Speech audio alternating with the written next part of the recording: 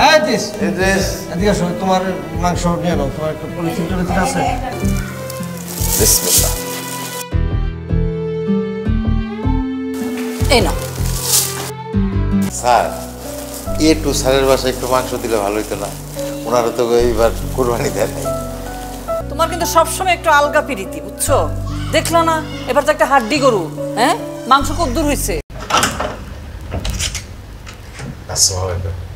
Madam গোস্ত নিতে আসে নাই, ওই এই বাড়ির সবাই মিলে তো কোরবানি দিচ্ছে ভাগে, তাই সবাই মিলে ওই আপনার জন্য মাংসটা পাঠাইছে।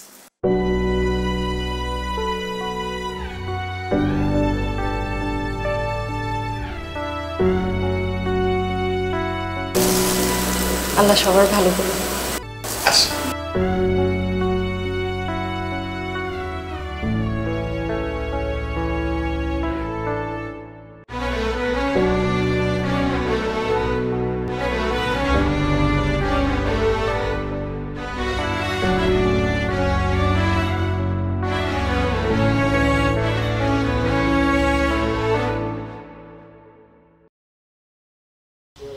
কিনে মা।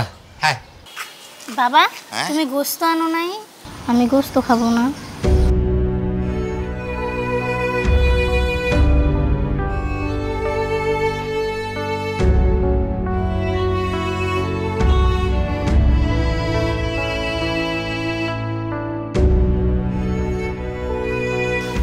না রে মা, গোস্ত পাই না।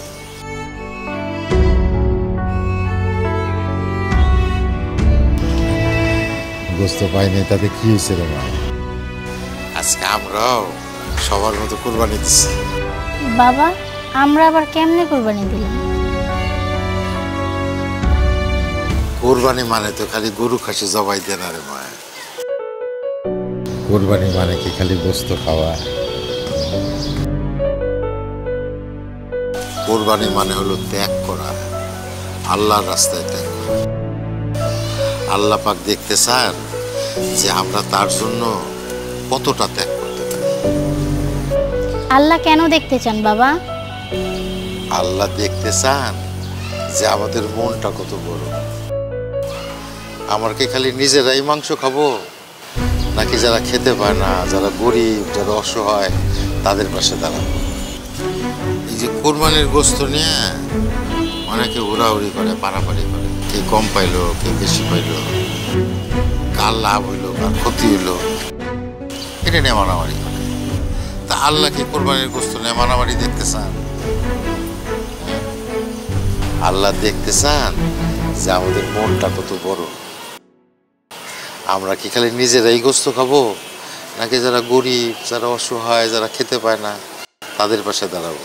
কোরবানির গোস্তে ওই গরিব অসহায় মানুষের কিন্তু হক আছে। আল্লাহর জন্য আমরা কতটা সুন্দরভাবে ত্যাগ করতে পারি সেটা দেখতে চান। বাবারে, কোরবানি দেওয়ার সামর্থ্য আমার নাই, তাই কোরবানির গোস্ত যারা পায় নাই তাদেরকে তোর আর আমার ভাগের যেটুকু মাংস ছিল সেটা দিয়েছি। এইটাই হলো আমার কোরবানি, এইটাই হলো আমার আল্লাহর রাস্তা।